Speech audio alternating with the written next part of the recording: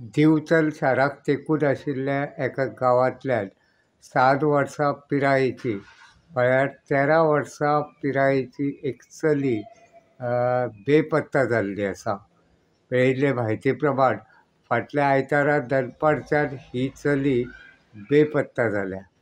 हे विशीं पिडीत चलयेच्या बापायन दिवचल पुलिशेंत कागाळ केल्ली आसा.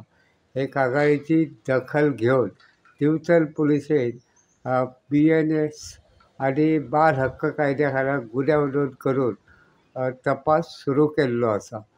मेळिल्ले म्हायती प्रमाण जी 6 वर्सां पिरायेची चली बेपत्ता जाल्ली आसा ती चली परप्रांतीय आशिल्ल्याचें कळटा.